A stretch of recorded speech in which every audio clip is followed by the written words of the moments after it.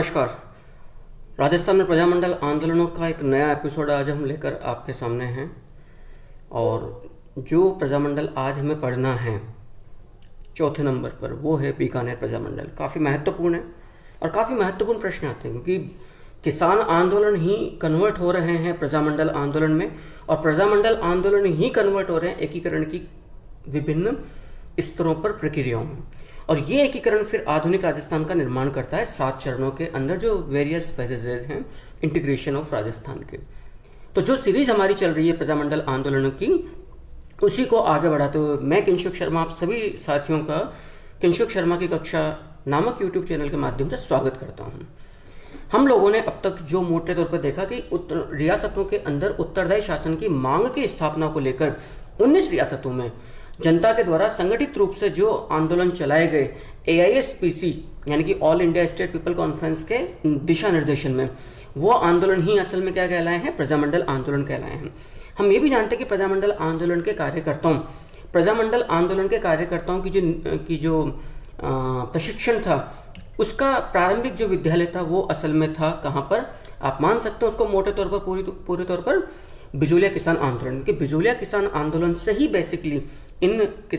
विभिन्न किसान आंदोलनों, विभिन्न प्रजामंडल आंदोलनों और तत्पश्चात एकीकरण की प्रक्रिया का पॉलिटिकल एक प्रकार का ट्रेनिंग जिसे हम कहते हैं कार्यकर्ताओं का, किस प्रकार से आपको संघर्ष करना है, किस प्रकार से आपको जूझना होता है सरकार के साथ, और किस प्रकार से आपको उनके निरंकुश और दमनकारी जो प्रतिक्रियाएं हैं उनका रिएक्शन किस प्रकार से देना है बिना उन्हें प्रोवोक किए।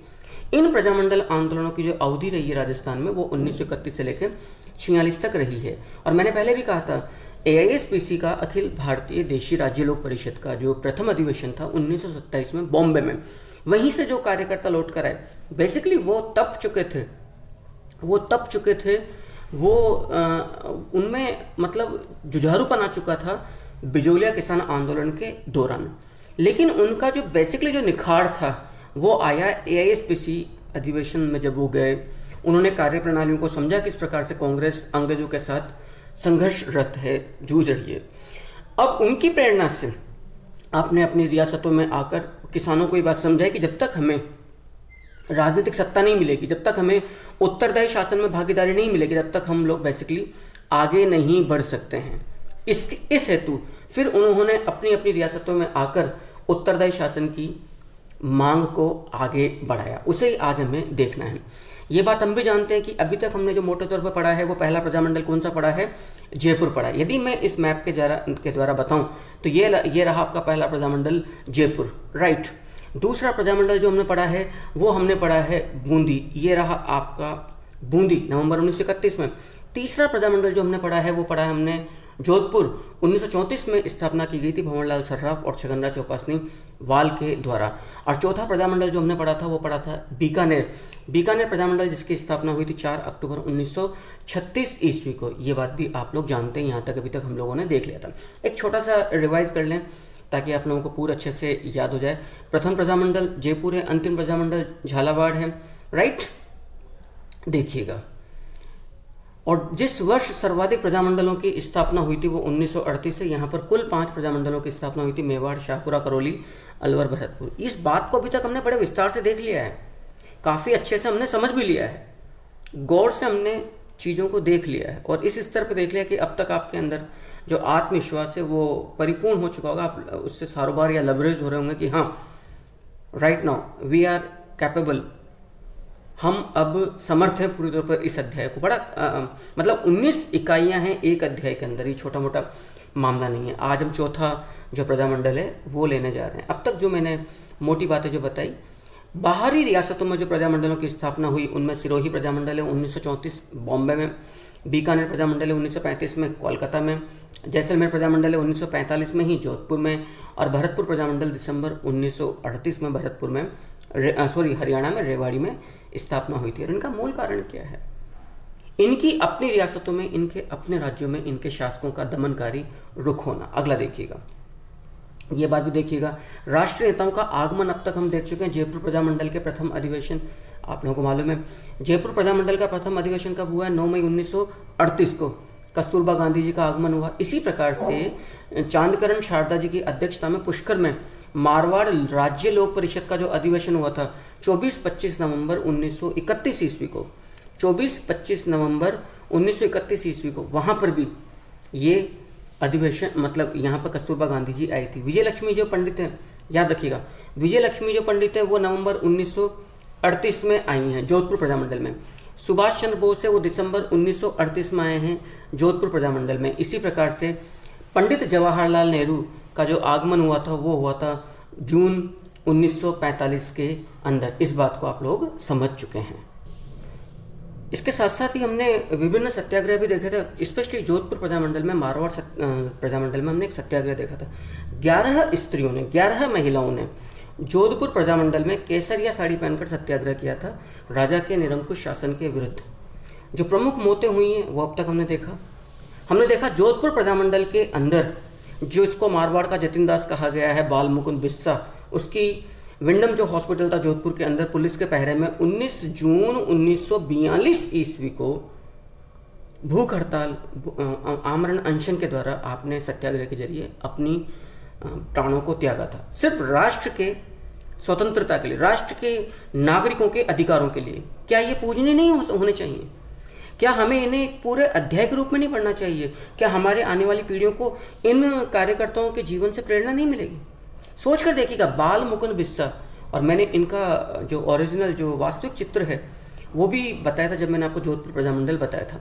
तो बाल मुकुंद बिस्सा को मारवाड़ का जतिन दास भी कहा गया। इसी प्रकार से 13 मार्च 1947 को डाबड़ा हत्याकांड हुआ था जोधपुर प्रजामंडल में ही। वहाँ पर पन्नाराम चौधरी एवं मोतीराम चौधरी जी की डेथ हुई थी। अब तक कई सारे हमने दिवस देख लिए। अच्छा, आप लोगों को एक बड़ा दिक्कत हो रही होगी कि सर जो आप असल में जो आप ये दिवस सर ये सब बता रहे हो सर, ये तो नोट्स में पीडीएफ टेलीग्राम चैनल पर जब आप पीडीएफ अपलोड करते हो इस क्लास के प्रजामंडल के, वहाँ तो ये शुरुआती ये नक्शा वगैरह नहीं मिल रहा है भैया। इसको मैं सबसे एंड में दूंगा माइक्रो नोट्स के रूप में। ये मेरा सबसे बड़ा ब्रह्मास्त्र है मेरी टीचिंग का। अभी मैं विस्तार से नोट्स दे रहा हूँ एक एक प्रजामंडल का। इनको मैंने लास्ट वेपन के रूप में छोड़ूंगा मैं। आप देख लीजिए कुछ दिवस आज नए जुड़ जाएंगे। तो ये एक तरीका है, ये मेरा अपना एक पैटर्न है। इसके लिए आपको टेलीग्राम पर जाना पड़ेगा। टेलीग्राम पर जो मेरा नंबर है 7073928279 पर मुझे एक मैसेज करना पड़ेगा, या किंशुक शर्मा की कक्षा नामक जो मेरा ग्रुप है टेलीग्राम पर, और जो चैनल है किंशुक शर्मा की कक्षा हिस्ट्री ऑनलाइन क्लासेज, उसको आप सब्सक्राइब कर सकते हो, ज्वाइन कर सकते हो। वहाँ पर सारे मैं नोट्स पीडीएफ के रूप में डालता हूँ।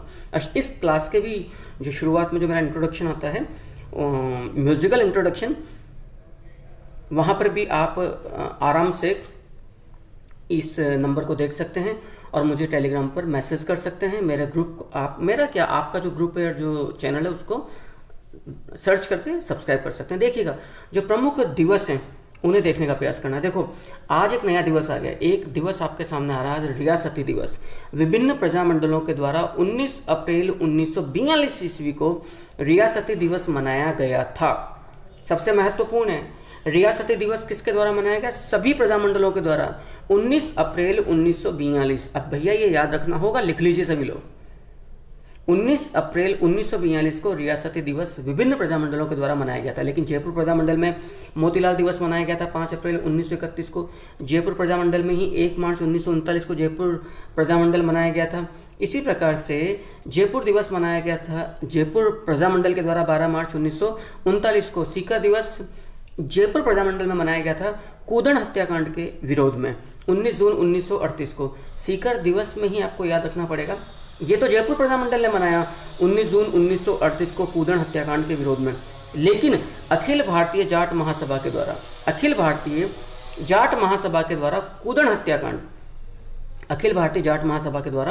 कूदन हत्याकांड जो शेखावाटी किसान आंदोलन के दौरान हुआ था, उसके विरोध में 26 मई 1935 ईस्वी को राष्ट्रीय स्तर पर सीकर दिवस मनाया गया था।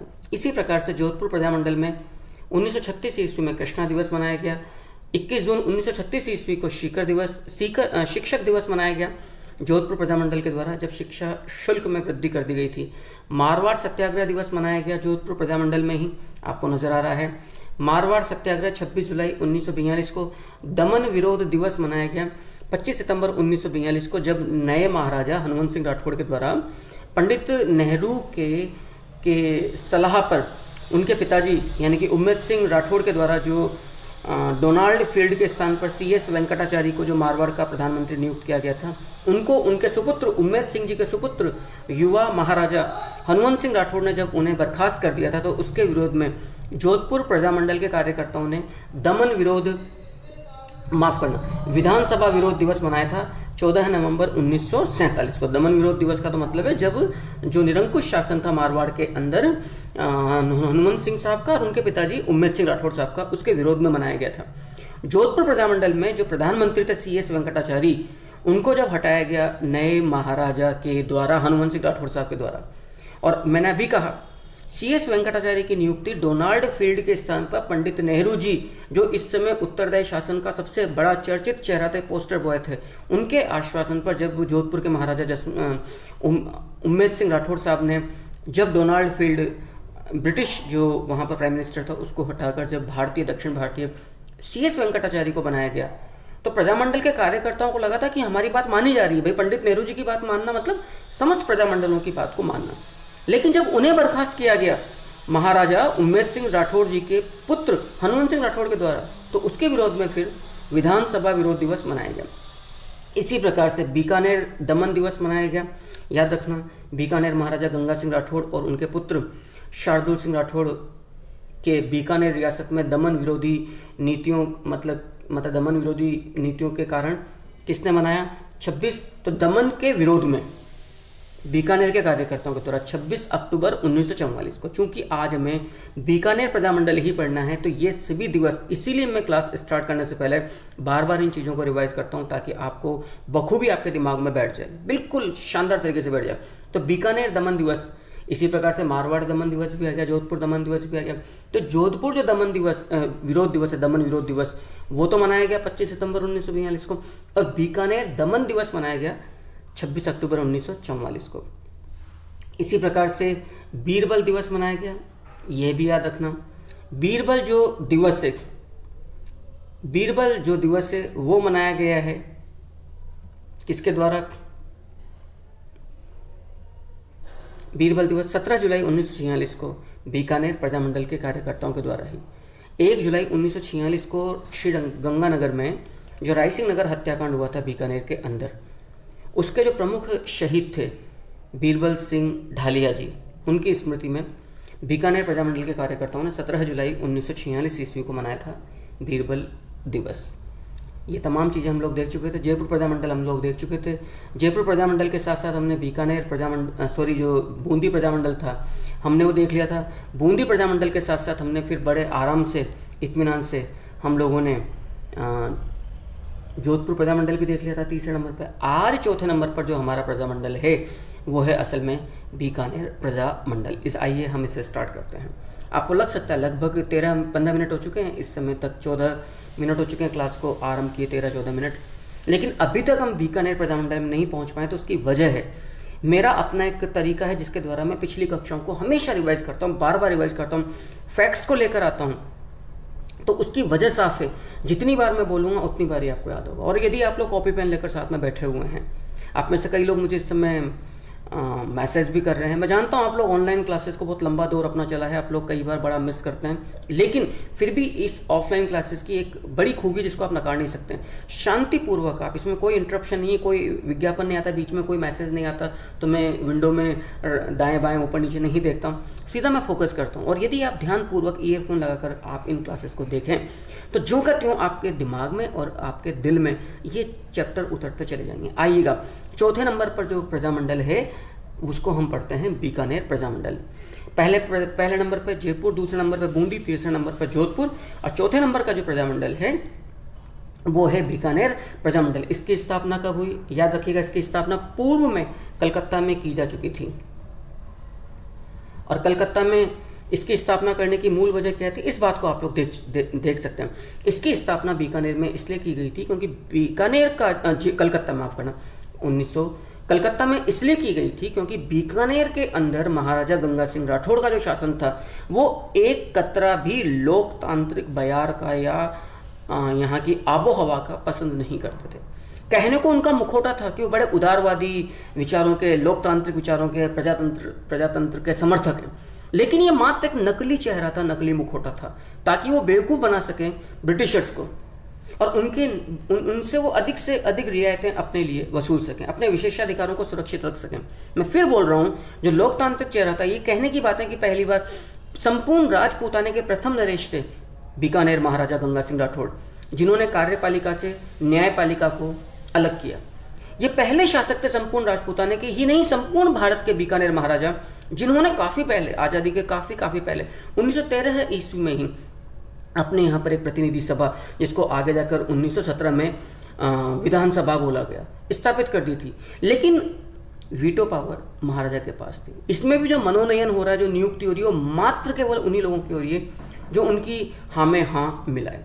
तो हाथी के दांत कुछ दिखाने के ओर थे और खाने के कुछ और थे। तो बीकानेर प्रजामंडल की स्थापना पूर्व में बीकानेर रियासत के दमनकारी निरंकुश दमघोटू शासन के चलते कलकत्ता में की गई थी, लेकिन बाद में इसको लाया गया 4 अक्टूबर 1936 ईस्वी को। हम लोग दोबारा गौर से देखिएगा, 4 अक्टूबर 1936 ईस्वी को बीकानेर प्रजामंडल की स्थापना मगाराम वैद्य, बेहद इंपॉर्टेंट है, मैं लिख देता हूँ, मगाराम वैद्य, राइट, बाबू मुक्ता प्रसाद और रघुवर दयाल गोयल के द्वारा, ये भी काफ़ी इंपॉर्टेंट है, रघुवर दयाल गोयल के द्वारा कहाँ की गई? कलकत्ता में, अब अभी बीकानेर में की गई, वो तो पहले तो कलकत्ता में हुई थी, 4 अक्टूबर 1936 ईस्वी को। इसमें रघुवर दयाल गोयल नामी वकील थे, इस बात को भी याद रखना। रघुवर दयाल गोयल नामी वकील थे, जिन्होंने 1942 के अंदर फिर बीकानेर राज्य लोक परिषद की स्थापना की थी। 1942 में रघुवर दयाल गोयल जी के द्वारा बीकानेर राज्य लोक परिषद की स्थापना की गई थी। ये याद रखने वाली बात है आपके और मेरे। मगाराम वैद्य का संबंध हम लोग देख चुके हैं। पूर्व में हम लोगों ने जब बीकानेर किसान आंदोलन या दुधवा खारा किसान आंदोलन देखा था, क्योंकि मैं प्राचीन राजस्थान की सभी इकाइयाँ पूरी कर चुका हूँ इतिहास की। आधुनिक राजस्थान की सेकंड लास्ट चल रही है। 1818 की संधि हमने देख ली, इसके बाद हमने 1858 की क्रांति देख ली, बीच में हमने ब्रिटिश दरबारों के साथ राजपूत नरेशों के संबंध देखे, हमने सभी किसान आंदोलन देख लिए बहुत अच्छे से, हमने अमूमन सभी राजनीतिक संस्थाएं अब तक हमने देख ली है, और हमने सभी जनजातीय आंदोलन देख ली, और प्रजामंडल चल रहा है। इसके बाद सिर्फ एकीकरण बचेगा। तो हम बड़े ही धीमे कदमों से लेकिन काफ़ी ठोस और काफ़ी गहरी नींव रख रहे हैं अपनी तैयारी की। तो 4 अक्टूबर 1936 ईस्वी को जब बीकानेर प्रजामंडल की स्थापना हुई, तो जो संस्थापक थे मगाराम वैद्य, इनका संबंध बीकानेर किसान आंदोलन और दुधवा खारा किसान आंदोलन में काफ़ी सक्रिय भागीदारी निभाने वाले किसान नेता के रूप में जुड़ा रहा है। तो आइएगा, देखिएगा, समझिएगा। 4 अक्टूबर 1936 ईस्वी को जब बीकानेर प्रजामंडल की स्थापना की गई, मगाराम वैद्य, बाबू मुक्ता प्रसाद और रघुवर दयाल गोयल जो नामी वकील थे, उनके द्वारा, तो याद रखना, मगाराम वैद्य को संस्थापक होने के नाते 6 वर्ष के लिए राज्य से निष्कासित कर दिया गया था। कुछ पुस्तकें यहाँ पर 7 वर्ष की भी बात करती हैं, याद रखिएगा। चूंकि तारीख क्या आ रही है 4 अक्टूबर 1936, तो इससे मिलती जुलती जो प्रमुख तारीखें हैं संपूर्ण राजस्थान इतिहास की, वो भी मैं ले देता हूँ। मीणा जनजाति आंदोलन के दौरान 4 मई 1946 ईस्वी को दादरसी कानून समाप्त किया गया था, आप लोग देख चुके हैं। और इसी प्रकार से 4 अप्रैल 1946 ईस्वी को जैसलमेर प्रजामंडल के प्रमुख कार्यकर्ता एवं राजस्थान के अमर शहीद के रूप में विख्यात सागरमल गोपा की जेल में महारावल जवाहर सिंह भाटी, जो जैसलमेर के अंतिम शासक थे और चिड़े हुए थे सागरमल गोपा से, क्योंकि उनकी रचना जैसलमेर में गुंडा राज में उन्होंने जैसलमेर के अंतिम नरेश महारावल जवाहर सिंह भाटी के निरंकुश और अत्याचारी शासन का नंगा सच सामने रखा था, पर्दाफाश किया था। उनके इशारे पर इन्हें जेल में डाला गया था जैसलमेर में गुंडा राज लिखने पर, और जेल में रहकर सागरमल गोपा ने फिर एक किताब और जा लिखी, आज़ादी के दीवाने। इससे चिढ़कर जवाहर सिंह भाटी के आदेश पर, इशारे पर थानेदार गुमान सिंह ने मिट्टी का तेल छिड़ककर 4 अप्रैल 1946 ईस्वी को, याद रखना, हत्या कर दी थी। किसकी? सागरमल गोपा की। सागरमल गोपा की ख्याति किस रूप में है? राजस्थान का अमर शहीद। और आप लोग ये भी जानते हैं राजस्थान का प्रमुख शहीद के नाम से कौन विख्यात है? वो है नानक जी भील, जिसकी हत्या 2 अप्रैल 1923 ईस्वी को डाबी हत्याकांड में कप्तान इकराम हुसैन ने गोली मारकर की थी। आइएगा, बीकानेर प्रजामंडल के यदि प्रमुख कार्य संस्थापकों को देखें, मगाराम वैद्य, जैसा कि अभी हमने देख लिया था, मगाराम वैद्य हो गया आपके सामने, राइट। मगाराम वैद्य के साथ साथ बाबू मुक्ता प्रसाद हो गया है, बाबू मुक्ता प्रसाद भी हो गया है, क्लियर है, एवं रघुवर दयाल गोयल भी हो गया है। तो बाबू मुक्ता प्रसाद हो गया आपका, रघुवर दयाल गोयल हो गया है आपका, आगे देखिएगा इस बात को। और प्रथम जो अध्यक्ष थे, ये बात भी समझने वाली बात है, प्रथम जो अध्यक्ष थे किसके, बीकानेर प्रजामंडल के, वो कौन थे, मगहराम वेद्दी थे। मगहराम वेद्दी का संबंध दुधवा खारा किसान आंदोलन और बीकानेर किसान आंदोलन से ज़्यादा संबंधित रहा है। समकालीन नरेश इस संपूर्ण किसान आंदोलन के दौरान कौन थे, महाराजा गंगा सिंह राठौड़ एवं महाराजा शार्दुल सिंह राठौड़। गंगा सिंह जी राठौड़ 1943 ईस्वी में के बाद गद्दी पर बैठे हैं शार्दुल सिंह राठौड़। भूमिका एवं पृष्ठभूमि की बात करूं, मैंने पहले ही कहा महाराजा गंगा सिंह राठौड़ का शासन दंगोटू था। ये इतना निरंकुश और अत्याचारी शासक था कि इसकी मर्जी के बिना इसकी जिंदगी में पत्ता नहीं हिल सकता था। लेकिन कहा गया है ना, होता वही है जो राम रखे राजा। ये पहले शासक थे संपूर्ण राजपूताने के जिन्होंने कार्यपालिका से न्यायपालिका को पृथक किया। संपूर्ण राजपूताने के प्रथम शासक 1910 में ही आपने स्वतंत्र न्यायपालिका की स्थापना कर दी थी।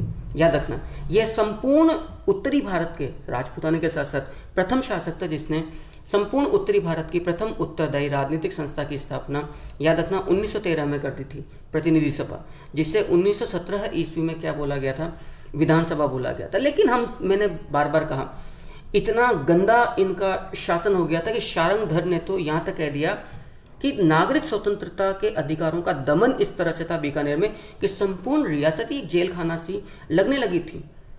आप महात्मा गांधी का नाम नहीं ले सकते थे, आप तिरंगा नहीं लहरा सकते थे। इवन एक स्कूल में जब एक छात्र ने यस सर की जगह मात्र जय हिंद बोला, उसे स्कूल से बाहर निकाल दिया गया। उनका नाम था द्वारिका प्रसाद कौशिक। द्वारिका प्रसाद कौशिक ये रहा उस विद्यार्थी का नाम था। ये तमाम बड़ी महत्वपूर्ण क्वेश्चंस हैं, कहीं नहीं मिलेगा आप लोगों को। यहाँ पर सेठ जमनालाल बजाज, जयपुर प्रजामंडल, और चांदकरण शारदा, याद रखना चांदकरणा नहीं, चांदकरण शारदा। चांदकरण शारदा का संबंध किससे है, ये बात भी आपको याद रखनी है, जोधपुर प्रजामंडल से। उनका बीकानेर राज्य के अंदर प्रवेश निषिद्ध कर रखा था क्योंकि ये लोकतंत्र के सबसे बड़े चेहरे थे, पोस्टर बॉय थे राजस्थान के अंदर। नेक्स्ट अगला देखिएगा। फिर 1932 ईस्वी जुलाई के अंदर, जुलाई 1932 ईस्वी में महाराजा गंगा सिंह राठौड़ ने, जुलाई 1932 ईस्वी में महाराजा गंगा सिंह राठौड़ ने बीकानेर का काला कानून, बीकानेर का काला कानून यानी कि सार्वजनिक सुरक्षा कानून पारित किया। ये अंग्रेजों की नकल है, शुद्ध रूप में अंग्रेजों की नकल है कि मात्र संदेह के आधार पर उस व्यक्ति का सब कुछ समाप्त कर दो, जीवन और संपत्ति, जिसके बारे में आपको लग रहा है कि ये रियासत के प्रति या मेरे प्रति षड्यंत्र रच रहा है। लेकिन इतने दम घोटू माहौल के बावजूद भी बीकानेर के अंदर ऐसा नहीं था कि जन जागृति नहीं की जा रही थी।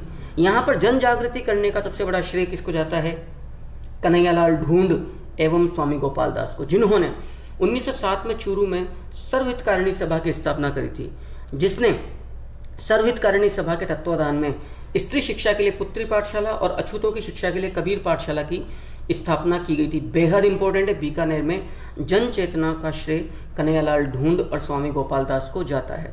चूरू में सर्वहितकारिणी सभा जिसकी स्थापना 1907 में की गई है, स्त्री शिक्षा के लिए पुत्री पाठशाला की स्थापना करी और अछूतों की शिक्षा के लिए, जिन्हें हम दलित कहते हैं, हरिजन वगैरह कहते हैं, कबीर पाठशाला की स्थापना की गई थी। इसी प्रकार की एक संस्था और आती है, इसकी स्थापना बीकानेर में हुई थी 1920 में, सद्विद्या प्रचारिणी सभा। इसने संपूर्ण रियासत में तहलका मचा दिया था जब 2 नाटकों का संचालन किया था, धर्म विजय एवं सत्य विजय। याद रखना, धर्म विजय और सत्य विजय। इसी सद्विद्या प्रचारिणी सभा के नेतृत्व में 26 जनवरी 1930 को, इस बात को याद रखना बहुत अच्छे से, बहुत अच्छे से। कुछ बातें मुझे याद आ रही तो मैं नोट कर लेता हूँ क्योंकि काफ़ी इम्पोर्टेंट है। और मेरा पेन एक्सक्यूज मी, काफ़ी ज़्यादा महत्वपूर्ण है, तो आपको मैं नोट्स के रूप में दे दूँगा क्योंकि प्रीवियस एक गलती भी मेरे से हुई है जोधपुर प्रजामंडल के अंदर, तो वो भी मैं नोट्स में सुधार दूँगा। बस एक सेकंड भैया, आप सभी लोग, ओके। बीकानेर प्रजामंडल कलकत्ता में, राइट। तो 26 जनवरी 1930 को आप लोग जानते हैं कि जो 1929 का जो लाहौर अधिवेशन था, 1929 का जो असल में लाहौर अधिवेशन था, उस लाहौर अधिवेशन के अंदर अध्यक्ष पंडित जवाहरलाल नेहरू ने कहा था कि आने वाली 26 जनवरी को यानी कि 1930 में हम ब्रिटिश भारत का पहला स्वतंत्रता दिवस मनाएंगे। इसके उपलक्ष्य में संपूर्ण भारत में जगह जगह पर स्वतंत्रता का प्रतीक तिरंगा लहराया गया। वहीं पर आप लोग जोधपुर प्रजामंडल के दौरान पढ़ चुके हैं कि 26 जनवरी 1932 में कार्यकर्ता छगनराज चौपासनी वाल के द्वारा जो कार्य किया गया था, वो कार्य क्या था? छगनराज चौपासनी वाल के द्वारा वो कार्य असल में किया गया था। जूनी धान मंडी जोधपुर के अंदर तिरंगा लहराया गया था। इसी प्रकार से चूरू के अंदर धर्म स्तूप पर, काफी महत्वपूर्ण, चूरू में धर्म स्तूप पर महंत गणपति दास, चंदमल बहड़ एवं वैद्य शांता शर्मा के द्वारा तिरंगा लहराया गया था 26 जनवरी 1930 को। और ये सीधी सीधी चुनौती थी महाराजा गंगा सिंह राठौड़ के नजरिए को, कि ब्रिटिश हुकूमत के संपर्कों को और उनके निरंकुश शासन को, कि अब बहुत दिनों तक आप लोगों की नहीं चलेगी, अब तो लोकतांत्रिक बयार बहकर ही रहेगी रियासत के अंदर। और इसी माहौल में विजय सिंह मेहता नामक एक कार्यकर्ता ने एक निरंकुश शासन पर एक पुस्तक लिखी, नादिर शाही। इस बात को भी मैंने जो लास्ट क्लास हुई थी आपके साहित्य वाली, वहाँ पर भी मेंशन किया था। इसी प्रकार की एक पुस्तक लिखी थी, याद हो तो, बेकसों की आवाज़, गरीबों की आवाज़, इनकलाब तराना, गणेशीलाल उस्ताद ने जोधपुर प्रजामंडल में, हम लोग इस बात को देख चुके हैं। और यहाँ पर बीकानेर प्रजामंडल में विजय सिंह मेहता के द्वारा जो पुस्तक लिखी गई वो है नादिर शाही। 26 जनवरी 1930 को चूरू में धर्म स्तूप पर महंत गणपति दास, चंदमल बहड़ एवं वैद्य शांत शर्मा द्वारा तिरंगा लहराया गया। इस बात को आप लोगों को अच्छे से याद रखना है। 26 जनवरी 1930 वाली बात को मैं ये बार बार इसलिए मेंशन करता हूँ भैया, क्योंकि जब नोट्स बनाता हूँ आपके लिए तब बहुत सारी चीज़ें छूट जाती है। जब पढ़ाता हूँ तो उस समय बहुत सारी चीज़ें मेरे को दिमाग में आती रहती है, और इसीलिए जब मैं नोट्स हमेशा बाद में अपलोड करता हूँ टेलीग्राम चैनल पर जाकर, ताकि सारा मैटर एक साथ में आप लोगों को एक ही स्थान पर शॉपिंग मॉल की तरह प्राप्त हो जाए, एक छत के नीचे, राइट। इसी संदर्भ में आपको एक घटना और देखनी है इस बीकानेर प्रजामंडल के संदर्भ में। यहाँ पर एक बीकानेर षड्यंत्र अभियोग चलाया गया था। असल में 3 गोलमेज सम्मेलन हुए थे। इनमें जो द्वितीय गोलमेज सम्मेलन था उसमें भारत की देशी रियासतों के प्रतिनिधि के तौर पर महाराजा गंगा सिंह राठौड़ उपस्थित हुए थे, और वो लंबी लंबी बातें कर रहे थे। वो ये दिखाने का प्रयास कर रहे थे कि आप ही की तरह मैं भी भारत में लोकतांत्रिक और उदारवादी चेहरा हूँ रियासतों में। मैंने यहाँ पर न्यायपालिका की स्थापना करी, डाकघर की स्थापना करी, मैंने ऐसा किया वैसा किया।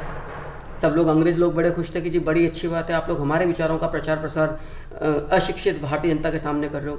इसी समय एक पैम्फलेट तैयार किया गया था बीकानेर प्रजामंडल के कार्यकर्ताओं के द्वारा। उस पैम्फलेट का नाम था बीकानेर एक दिग्दर्शन, और वो पैम्फलेट भेजा गया लंदन में। तो जिस समय गंगा सिंह राठौड़ जी द्वितीय गोलमेज सम्मेलन में ब्रिटिशर्स को संबोधित कर रहे थे और अपना उदारवादी चेहरा, नकली चेहरा वास्तविकता के साथ प्रस्तुत कर रहे थे, उसी समय इस गोलमेज सम्मेलन के जो अध्यक्ष थे लॉर्ड सैंकी, याद रखना, लॉर्ड सैंकी ने इस पैम्फलेट को प्रस्तुत कर दिया बीकानेर एक दिग्दर्शन जो था वो कि बीकानेर महाराजा के सामने, और प्रश्न पूछा कि आपको इसका उत्तर देना पड़ेगा, क्योंकि कार्यकर्ताओं ने जो लिखा था वो असल में वास्तविकता थी कि कितना निरंकुश शासन है। अंग्रेजों को कुछ और दिखाया जा रहा था। अब इस पैम्फलेट ने बड़ी असहज स्थिति कर दी, क्योंकि बाकायदा हस्ताक्षर थे बीकानेर के नागरिकों के, बड़ी असहज स्थिति कर दी। जैसे तैसे बड़ी लज्जा के साथ इस मामले को समेटा, और लौटते वक्त महाराजा गंगा सिंह राठौड़ ने रोम से एक नोट लिखा भारत सचिव को। वो नोट कहलाता है, एक जो पत्र लिखा, एक जो छोटा सा फुटनोट लिखा, रोम नोट। और इतने गुस्से में भरे हुए थे बीकानेर महाराजा गंगा सिंह राठौड़ कि जब वो बीकानेर लौटे तो 13 अप्रैल 1932 ईस्वी को 13 अप्रैल 1932 ईस्वी को राजद्रोह अभियोग चला दिया, जिसको बीकानेर षड्यंत्र अभियोग भी कहते हैं, जिसमें चंदनमल बहड़, सत्यनारायण सर्राफ, स्वामी गोपाल दास, बद्री प्रसाद, प्यारेलाल सारस्वत पर मुकदमा चलाया गया। अभी हमने देखा ये बीकानेर षड्यंत्र अभियोग कहलाया, और इसके इस मुकदमे के विरोध में, यानी कि अभियुक्तों के पक्ष में जो वकालत करी वो थे वकील रघुवर दयाल गोयल एवं बाबू मुक्ता प्रसाद। तो अब आपको यहाँ पर ये बात भी अच्छे से समझनी होगी, देखनी होगी कि जिस प्रकार से शेखावाटी किसान आंदोलन में हमने देखा था कि यहाँ पर जन जागरण के अग्रदूत सेठ देवी बख्श सर्राफ थे, उसी प्रकार से बीकानेर प्रजामंडल के अंदर हम मान सकते हैं चंदनमल बहड़ या सही बोल रहा हूँ मैं? ऑनलाइन होता तो आप लोग मुझे टोक देते। स्वामी गोपाल दास और कन्हैयालाल ढूंढ ने यहाँ पर जन जागरण के अग्रदूत के रूप में कार्य किया था। आइएगा अब हम देखते हैं बीकानेर प्रजामंडल की प्रमुख गतिविधियां क्या क्या है। बीकानेर प्रजामंडल की प्रमुख गतिविधियों में अब आपको दिक्कत नहीं आएगी, भैया मेरे आसपास काफ़ी कंस्ट्रक्शन का काम काफ़ी महीनों से चल रहा है, जब से मैं जयपुर में शिफ्ट हुआ हूँ, तो ये जो बाहरी आवाज़ आ रही है थोड़ा सा आपको इसको इग्नोर करना पड़ेगा। कई बार तो इस शोर के चलते मैंने कई बार क्लासेस मिस करी, जैसे कल रात को जो मुझे क्लास डालनी थी वो अब डाल रहा हूँ, मैं दिन में डालूंगा। काफ़ी मेरे आसपास, और मैं असल में नॉइज़ पॉल्यूशन का या शोर का बिल्कुल भी आदी नहीं। बहरहाल अब मैं इस क्लास को बीच में मिस नहीं कर सकता हूँ, मुझे चैप्टर पूरा करना है बीकानेर प्रजामंडल का। देखिएगा बीकानेर प्रजा परिषद की स्थापना, इस बात को समझ लीजिएगा, बीकानेर प्रजा परिषद की स्थापना की गई थी 22 जुलाई 1942 को। वकील रघुवर दयाल गोयल के द्वारा, इस बात को आप लोग देख चुके हैं।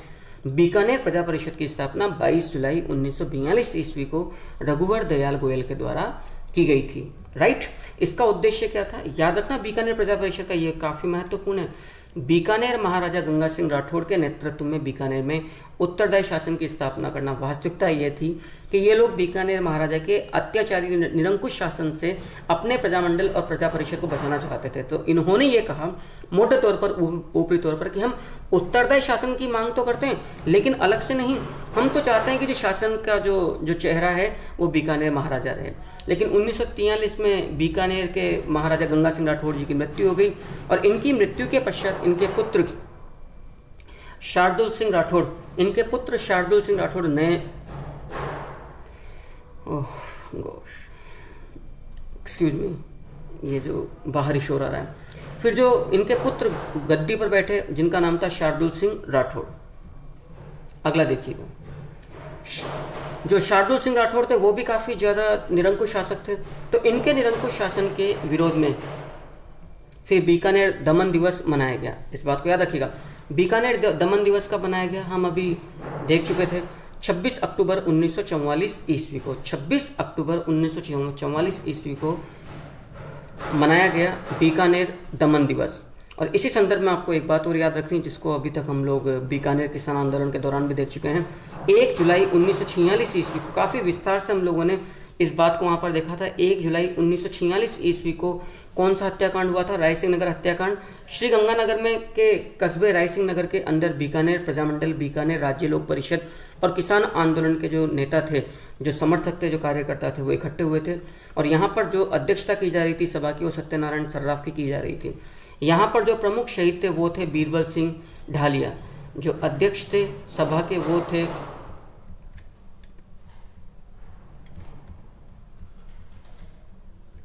सत्यनारायण सर्राफ। तो 1 जुलाई 1946 को ये रायसिंह नगर हत्याकांड हुआ था, राइट। और इसकी याद में 17 जुलाई 1946 ईस्वी को रायसिंह नगर हत्याकांड जो हुआ और उसमें जो प्रमुख शहीद हुए 1 जुलाई को शहीद बीरबल जी, उनकी याद में फिर यहाँ पर बीरबल दिवस मनाया गया है। ये भी आपको याद रखना। 17 जुलाई 1946 ईस्वी को जब बीरबल सिंह जी को जब गोली लगी तो उन्होंने अपनी मृत्यु से पहले अपने हाथ में जो तिरंगा झंडा था उसको कार्यकर्ताओं को सौंपते हुए जो आपके अंतिम शब्द थे वो थे कि इस झंडे की लाज मैं अब आपको सौंपने जा रहा हूँ। आज़ादी के पश्चात राजस्थान सरकार ने शहीद बीरबल की स्मृति में जो गंग नहर थी उसकी एक शाखा का नाम शहीद बीरबल शाखा रख दिया था। क्लियर है? अब ज़्यादा गौर करने वाली बात नहीं, क्योंकि हम बीकानेर किसान आंदोलन के दौरान इन बातों को बड़े विस्तार से, बड़ी खूबी से देख चुके हैं। आगे देखिएगा, ये भी याद रखना, ये बात आ गई है कि यहाँ पर जो अध्यक्ष थे सत्यनारायण सर्राफ थे। यहाँ पर जांच समिति जो थी रायसिंह नगर हत्याकांड में वो AISPC यानी कि अखिल भारतीय राज्य लोक परिषद, all India state people conference की तरफ से गोकुल भाई भट्ट एवं पंडित हीरालाल शास्त्री जी को भेजा गया था रायसिंह नगर हत्याकांड की जांच के लिए। अब देखिए प्रमुख नोट, ये जो टीचिंग की जो खास बात है, जितनी भी प्रमुख जांचें हैं वो मैं एक साथ ले रहा हूँ ताकि आपको पन्ने नहीं पलटने पड़े, आपको दिमाग को नहीं खोलना पड़े यार अपन ने कहाँ पर क्या क्या हत्याकांड और उनकी जांच समितियाँ बड़ी थी। आप लोग जानते हैं जो निमोशना हत्याकांड था 14 मई 1925 को अलवर किसान आंदोलन के दौरान हुआ था, उसकी जाँच के लिए राजस्थान सेवा संघ ने 31 मई 1925 को अपनी रिपोर्ट तरुण राजस्थान में प्रकाशित की थी। इसी प्रकार से AISPC ने बीकानेर किसान आंदोलन में दुधवा खारा हत्याकांड या घटना की जांच के लिए हरिभाव उपाध्याय को भेजा था। बिजोलिया किसान आंदोलन के दौरान याद रखिएगा गांधीवादी नेता मणिलाल कोठारी जी आए थे ताकि विजय सिंह पथिक पर खास होदी उदयपुर में निष्पक्ष मुकदमा चले। 2 बार आए थे, 23 सितंबर 1923 ईस्वी को और 27 सितंबर 1923 ईस्वी को। राजस्थान सेवा संघ ने, खैर ये बात आई गई आपके सामने, अभी देख ही लिया आपने। आगे डाबी जो हत्याकांड हुआ था राजस्थान, डाबी हत्याकांड बूंदी के अंदर 2 अप्रैल 1923 को, जिसमें राजस्थान का प्रमुख शहीद नानक जी भील कप्तान इकराम हुसैन की गोली से शहीद हुआ था। तो इस डाबी हत्याकांड की जांच के लिए राजस्थान सेवा संघ ने रामनारायण चौधरी को जांच का उत्तरदायी सौंपा था और रामनारायण चौधरी ने रिश्वत को बूंदी राज्य का सबसे बड़ा अभिशाप बतलाया था। अब जो नए महाराजा थे 31 अगस्त 1946 को, वो थोड़ा हिल गए। जो बीकानेर रियासत में जो रियासती मांग को लेकर जो जनता के द्वारा आंदोलन चलाए जा रहे थे और नेता मानने को तैयार नहीं थे, तो इन्होंने एक संवैधानिक सुधारों का एक नया पैतरा फेंका महाराजा शार्दुल सिंह राठौड़ ने। 31 अगस्त 1946 ईस्वी को 31 अगस्त 1946 ईस्वी को महाराजा शार्दुल सिंह राठौड़ ने संवैधानिक सुधारों का एक नया पैतरा फेंका, जिसके तहत आपने कहा कि हम 2 समितियों का गठन करेंगे। एक समिति तो होगी संवैधानिक समिति जो राज्य के नए संविधान का निर्माण करेगी, और एक समिति होगी मताधिकार समिति जो राज्य के निर्वाचन क्षेत्रों और मतदाताओं की योग्यता का निर्धारण करेगी। इस प्रकार से हम जो नए संविधान के तहत और फिर जो नए मतदान क्षेत्र या निर्वाचन क्षेत्र तय किए जाएंगे उनके आधार पर चुनाव करवाएंगे, और उन चुनाव से जो चुने हुए जो प्रतिनिधि होंगे जनता के, उन्हें हम अपने मंत्रिमंडल में फिर स्थान प्रदान करेंगे। ऐसा कहा गया रियासत जो 31 अगस्त 1946 ईस्वी को। बीकानेर प्रजामंडल के अंदर एक बड़ी बात और हुई थी, यहाँ पर रियासती ध्वज संबंधी विवाद हुआ था। असल में आप जानते हो उस जमाने में हर रियासत का अपना अपना एक पर्सनल, निजी, उनका राजशाही पारंपरिक तौर पर उनके क्लेन या कुल से संबंधित एक ध्वज होता था। लेकिन प्रजामंडल के जो कार्यकर्ता थे वो तो अखिल भारतीय राष्ट्रीय कांग्रेस और एआईएसपीसी का जो ध्वज था, तिरंगा जिसको हम कहते हैं चरखे वाला, उसको सही मानते थे। अब चूंकि बीकानेर के अंदर महात्मा गांधी का नाम लेना या जय हिंद बोलना, वंदे मातरम बोलना और तिरंगा को लहराना राजद्रोह था, तो रियासत के जो महाराजा थे शार्दुल सिंह राठौड़, उसको इस बात की बड़ी चिढ़ थी कि आप बीकानेर का अन्न खाते हो, बीकानेर का पानी पीते हो, बीकानेर की धरती पर रहते हो, लेकिन आप यहाँ के ध्वज को, रियासती ध्वज को सलाम नहीं करके आप तिरंगे को सही मानते हो। तो ये बड़ा नागवारा गुजर रहा था हर रियासत के राष्ट्र को।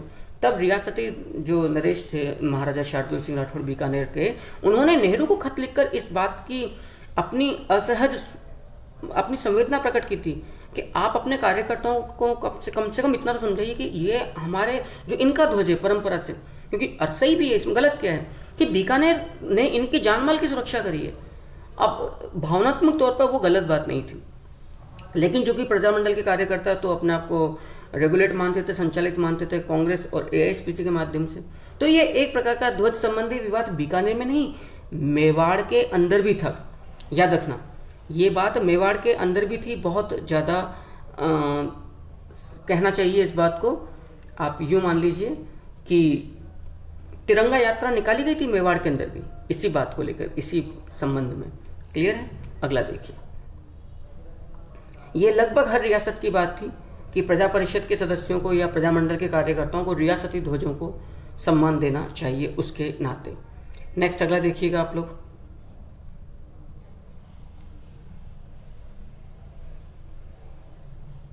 देखिएगा, मंदिरों में अछूतों के प्रवेश संबंधी आंदोलन भी बीकानेर में चलाया गया था। जो दलित लोग थे, जो जिन्हें हम अनटचेबल या अछूत लोग बोलते थे, इनको मंदिरों में प्रवेश देना चाहिए।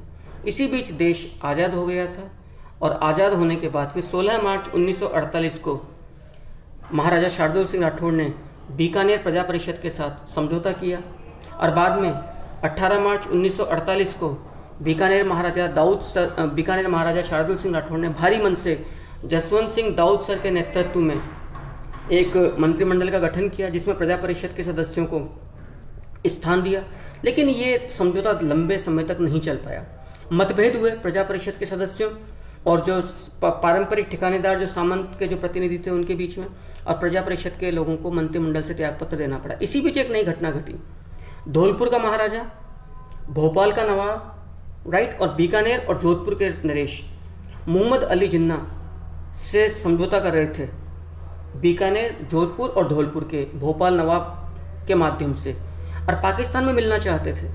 लेकिन इस बात की जानकारी मिलते ही रियासती विभाग के जो अध्यक्ष थे सरदार वल्लभ भाई पटेल, वो तुरंत हरकत में आए और उन्होंने जोधपुर महाराजा हनुमंत सिंह राठौड़ और बीकानेर महाराजा धौलपुर महाराजा को एक तरह से प्रेशराइज किया, और आनंद फानन में इनका जो एकीकरण के दौरान फिर जोधपुर और बीकानेर का, तो आप लोगों को बहुत क्लियर सी बात है, 30 मार्च 1949 ईस्वी को एकीकरण का चतुर्थ चरण में बृहत्तर राजस्थान संघ में विलय करवा दिया गया था। तो बीकानेर के महाराजा जो अंतिम नरेश थे महाराजा शार्दुल सिंह राठौड़, उन्होंने अपनी रियासत का पाकिस्तान की तुलना की बजाय, लेकिन सरदार पटेल की सक्रियता के चलते, याद रखना 30 मार्च 1949 को एकीकरण का चतुर्थ चरण बृहत्तर राजस्थान संघ में विलय कर लिया गया था।